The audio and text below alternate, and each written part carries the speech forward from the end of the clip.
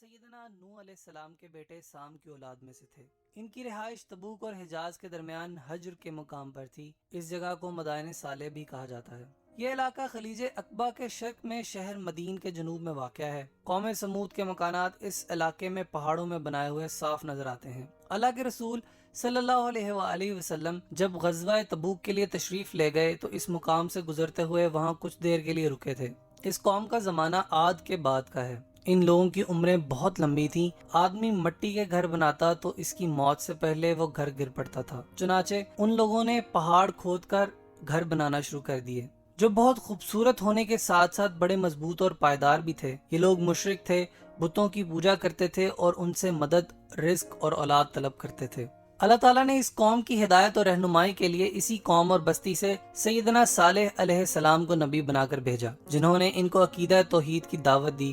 انہوں نے کہا، میری قوم، اللہ ہی کی عبادت کرو، اس کے سوا تمہارا کوئی اور معبود نہیں، اور اس سے مانگو، بلا شبہ وہ دعا قبول کرنے والا ہے۔ انہوں نے اپنی قوم کو بتوں کی پوجا کرنے سے منع کیا۔ ان کی دعوت کے نتیجہ میں بہت تھوڑے لوگ ہی ایمان لائے، اکثریت اپنے کفر اور شرک پر قائم رہی۔ انہوں نے کہا، صالح، کیا تم ہمیں ان چیزوں کے پوجنے سے منع کرتے ہو جن کو ہمارے بزرگ پوجتے آئے ہیں؟ پھر کہنے لگے، تم ہماری طرح ایک آدمی ہی تو ہو جس کا تعلق ہمارے ہی خاندان اور برادری سے ہے، ہم تمہاری بات کیسے تسلیم کر لیں اور تمہیں کیسے نبی مان لیں؟ پھر کہنے لگے، تمہارا عقل و شعور تمہارا ساتھ نہیں دے رہا، لگتا ہے تم پر جادو کا اثر ہے۔ ایک دفعہ قوم سمود کے لوگ اکٹھے ہو کر سیدنا صالح علیہ السلام سے کہنے لگے، اگر تم اللہ کے سچے نبی ہو تو ہمیں ایک ایسی نشانی یا معجزہ دکھلا دو کہ سامنے والی چٹان سے ایک اونٹنی برآمد ہو۔ سیدنا صالح علیہ السلام کہنے لگے، اگر ایسا ہو جائے تو کیا تم ایمان لے آؤ گے؟ انہوں نے کہا، ہاں۔ سیدنا صالح علیہ السلام نے ان سے پختہ عہد و پیمان کے بعد کھڑے ہو کر نماز ادا کی، پھر اللہ سے دعا کی کہ ان لوگوں کا مطالبہ پورا فرما دے۔ اللہ کے حکم سے چٹان پھٹ گئی اور اس میں سے ایک بہت بڑی اونٹنی نکل آئی، جس میں وہ تمام صفات موجود تھیں جن کا مطالبہ قوم سمود نے کیا تھا۔ جب انہوں نے اپنی آنکھوں سے معجزہ ظاہر ہوتے دیکھ لیا تو انہیں اس کی عظمت کا احساس ہوا اور وہ مرعوب ہو گئے۔ یہ اللہ کی قدرت کی واضح نشانی اور سیدنا صالح علیہ السلام کی نبوت کا ناقابل تردید ثبوت تھا۔ چنانچہ قوم کے کچھ لوگ ایمان لے آئے، لیکن اکثریت کفر اور ہٹ دھرمی پر اڑی رہی۔ معجزے کے نتیجے میں ظاہر ہونے والی اونٹنی کچھ مدت تک قوم سمود میں موجود رہی۔ یہ اونٹنی سارا دن آزادانہ گھومتی پھرتی رہتی تھی۔ جہاں اور جس کھیتی سے چاہتی چرتی تھی، پورے گاؤں میں ایک ہی کنواں تھا۔ جب یہ اونٹنی پانی پینے جاتی تو کنویں کا سارا پانی پی لیتی۔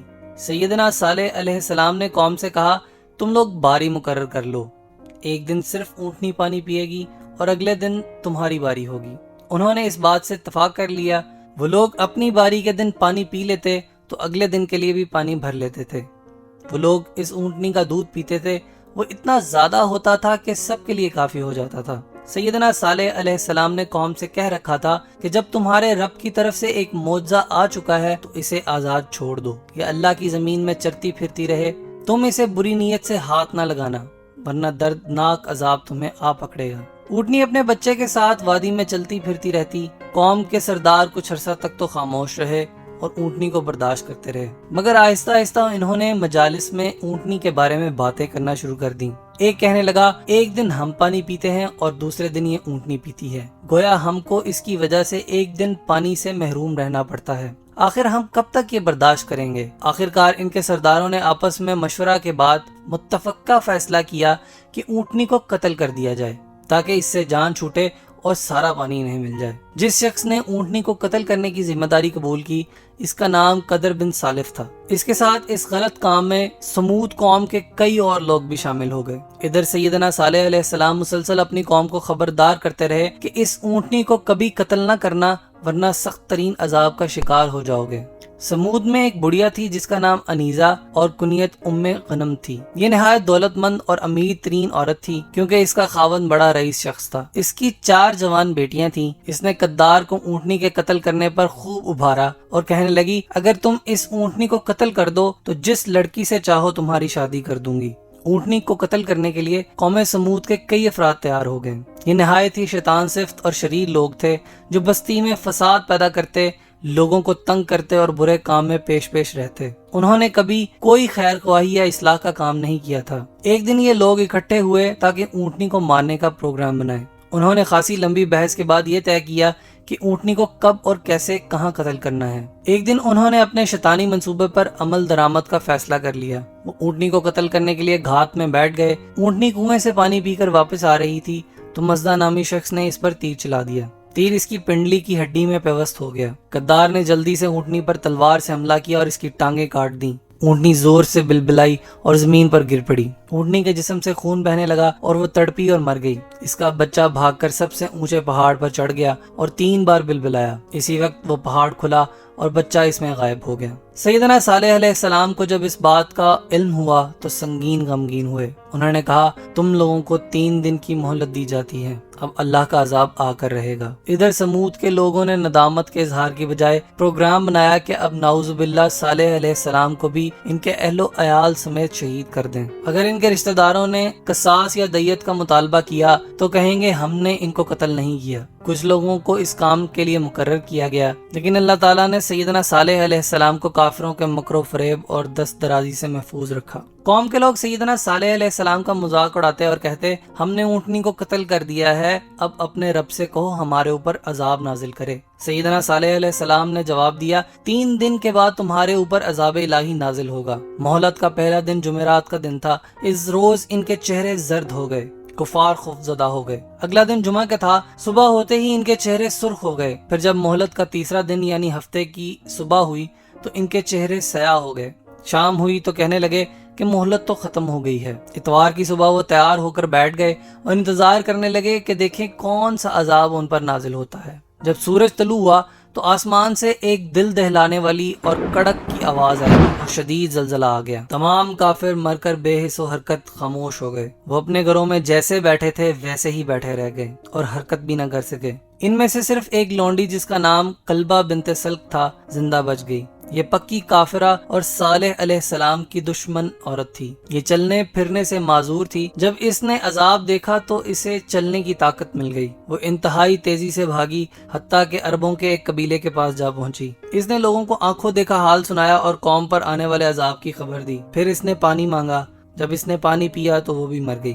سیدنا صالح علیہ السلام اور ان کے ساتھ ایمان لانے والی جماعت کو اللہ تعالیٰ نے اپنے فضل و کرم اور رحمت سے اس عذاب سے مکمل محفوظ اور مامون رکھا اور ان کو کوئی تکلیف اور پریشانی نہ پہنچی۔ سمود پر عذاب کے بعد اس بستی کی حالت کچھ اس طرح کی تھی کہ گویا اہل سمود کبھی یہاں آباد ہی نہیں ہوئے۔ صالح علیہ السلام نے قوم کے ہلاک ہو جانے کے بعد ایمان لانے والی جماعت سے مخاطب ہو کر فرمایا، میں نے پوری قوم کو رب کا پیغام پہنچایا تھا، لیکن اکثریت فطرت حق کی طالب نہ تھی، اس لیے وہ شدید عذاب کا شکار ہو گئے۔ اس عذاب کے بعد ان کے گھر ویران آج بھی پہاڑوں میں موجود ہیں اور باعث عبرت ہیں۔ اللہ تعالیٰ نے اس قوم پر اپنے انعامات کیے، انہیں مال و دولت اور محلات دیے، مگر انہوں نے اللہ کا شکر ادا کرنے کی بجائے کفر و شرک کا ارتکاب کیا۔ اس کا نتیجہ ان پر عذاب کی صورت میں ظاہر ہوا۔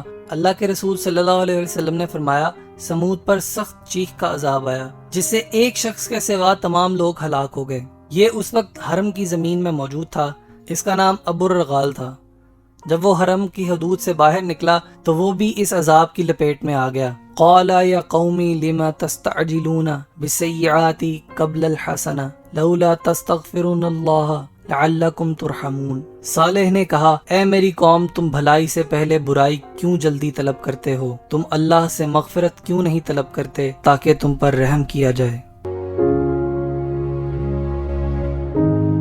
اللہ کے نبی سیدنا صالح علیہ السلام۔ سمود ایک مشہور عربی قبیلہ گزار ہے جو سیدنا نوح علیہ السلام کے بیٹے سام کی اولاد میں سے تھے۔ ان کی رہائش تبوک اور حجاز کے درمیان حجر کے مقام پر تھی۔ اس جگہ کو مدائن صالح بھی کہا جاتا ہے۔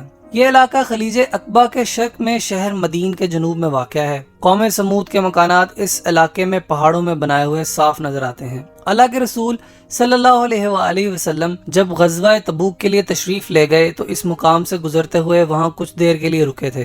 اس قوم کا زمانہ عاد کے بعد کا ہے۔ ان لوگوں کی عمریں بہت لمبی تھیں۔ آدمی مٹی کے گھر بناتا تو اس کی موت سے پہلے وہ گھر گر پڑتا تھا، چنانچہ ان لوگوں نے پہاڑ کھود کر گھر بنانا شروع کر دیے۔ جو بہت خوبصورت ہونے کے ساتھ ساتھ بڑے مضبوط اور پائیدار بھی تھے۔ یہ لوگ مشرک تھے، بتوں کی پوجا کرتے تھے اور ان سے مدد، رزق اور اولاد طلب کرتے تھے۔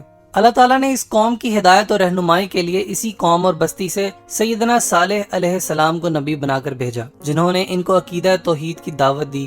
انہوں نے کہا، میری قوم، اللہ ہی کی عبادت کرو، اس کے سوا تمہارا کوئی اور معبود نہیں، اور اس سے مانگو، بلا شبہ وہ دعا قبول کرنے والا ہے۔ انہوں نے اپنی قوم کو بتوں کی پوجا کرنے سے منع کیا۔ ان کی دعوت کے نتیجہ میں بہت تھوڑے لوگ ہی ایمان لائے، اکثریت اپنے کفر اور شرک پر قائم رہی۔ انہوں نے کہا، صالح، کیا تم ہمیں ان چیزوں کے پوجنے سے منع کرتے ہو جن کو ہمارے بزرگ پوجتے آئے ہیں؟ پھر کہنے لگے، تم ہماری طرح ایک آدمی ہی تو ہو جس کا تعلق ہمارے ہی خاندان اور برادری سے ہے، ہم تمہاری بات کیسے تسلیم کر لیں اور تمہیں کیسے نبی مان لیں؟ پھر کہنے لگے، تمہارا عقل و شعور تمہارا ساتھ نہیں دے رہا، لگتا ہے تم پر جادو کا اثر ہے۔ ایک دفعہ قوم سمود کے لوگ اکٹھے ہو کر سیدنا صالح علیہ السلام سے کہنے لگے، اگر تم اللہ کے سچے نبی ہو تو ہمیں ایک ایسی نشانی یا معجزہ دکھلا دو کہ سامنے والی چٹان سے ایک اونٹنی برآمد ہو۔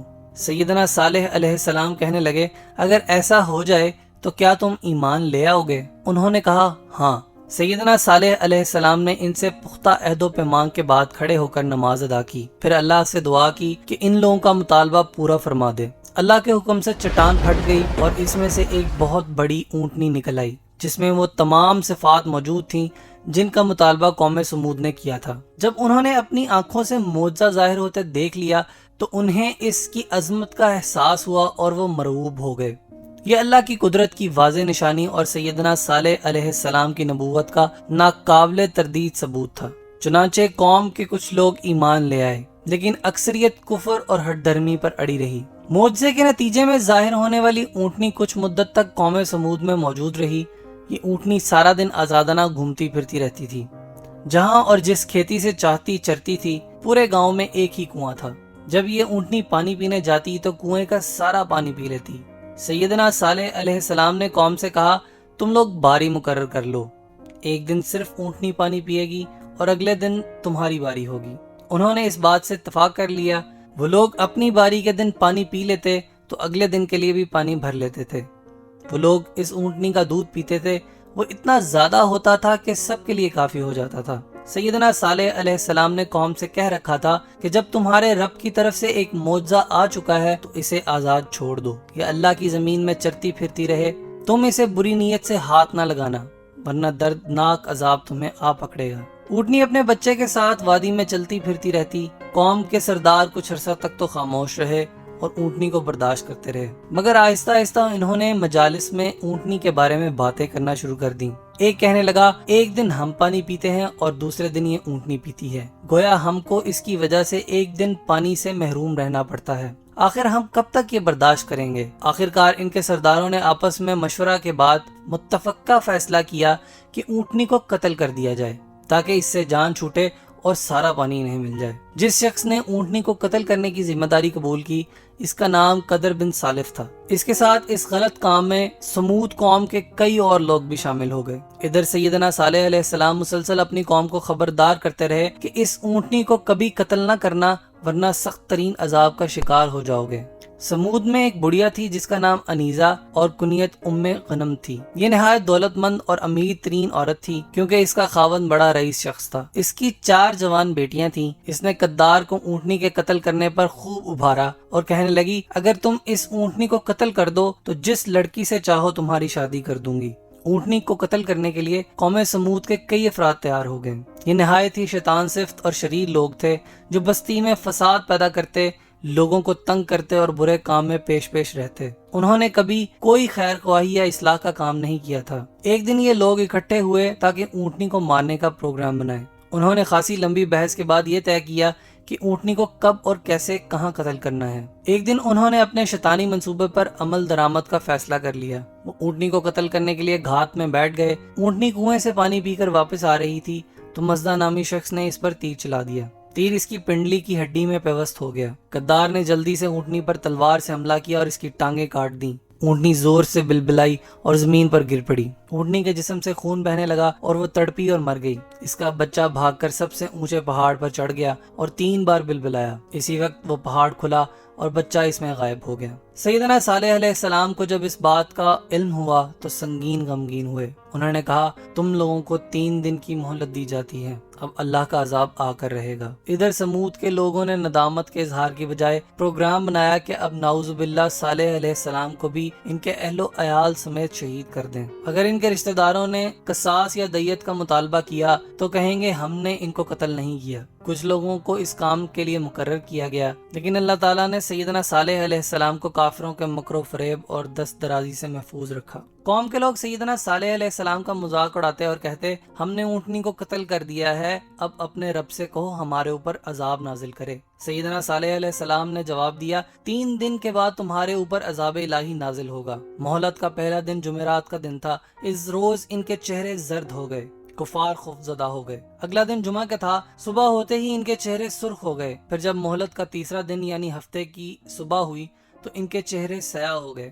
شام ہوئی تو کہنے لگے کہ مہلت تو ختم ہو گئی ہے۔ اتوار کی صبح وہ تیار ہو کر بیٹھ گئے اور انتظار کرنے لگے کہ دیکھیں کون سا عذاب ان پر نازل ہوتا ہے۔ جب سورج طلوع ہوا تو آسمان سے ایک دل دہلانے والی اور کڑک کی آواز آئی اور شدید زلزلہ آ گیا۔ تمام کافر مر کر بے حس و حرکت خاموش ہو گئے۔ وہ اپنے گھروں میں جیسے بیٹھے تھے ویسے ہی بیٹھے رہ گئے اور حرکت بھی نہ کر سکے۔ ان میں سے صرف ایک لونڈی جس کا نام قلبہ بنت سلک تھا زندہ بچ گئی۔ یہ پکی کافرہ اور صالح علیہ السلام کی دشمن عورت تھی۔ یہ چلنے پھرنے سے معذور تھی۔ جب اس نے عذاب دیکھا تو اسے چلنے کی طاقت مل گئی۔ وہ انتہائی تیزی سے بھاگی، حتیٰ کہ عربوں کے ایک قبیلے کے پاس جا پہنچی۔ اس نے لوگوں کو آنکھوں دیکھا حال سنایا اور قوم پر آنے والے عذاب کی خبر دی۔ پھر اس نے پانی مانگا۔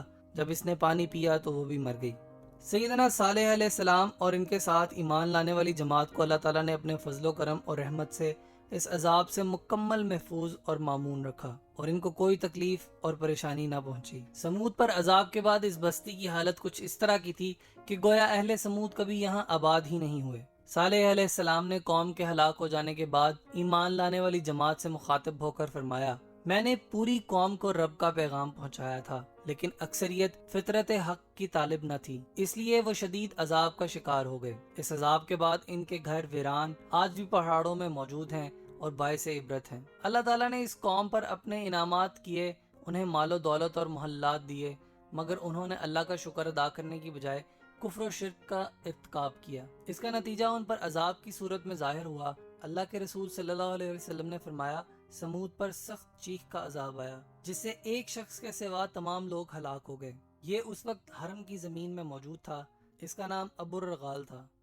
جب وہ حرم کی حدود سے باہر نکلا تو وہ بھی اس عذاب کی لپیٹ میں آ گیا۔ قال یا قومی لما تستعجلون بالسیئات قبل الحسنہ لولا تستغفرون اللہ لعلکم ترحمون۔ صالح نے کہا اے میری قوم، تم بھلائی سے پہلے برائی کیوں جلدی طلب کرتے ہو؟ تم اللہ سے مغفرت کیوں نہیں طلب کرتے تاکہ تم پر رحم کیا جائے؟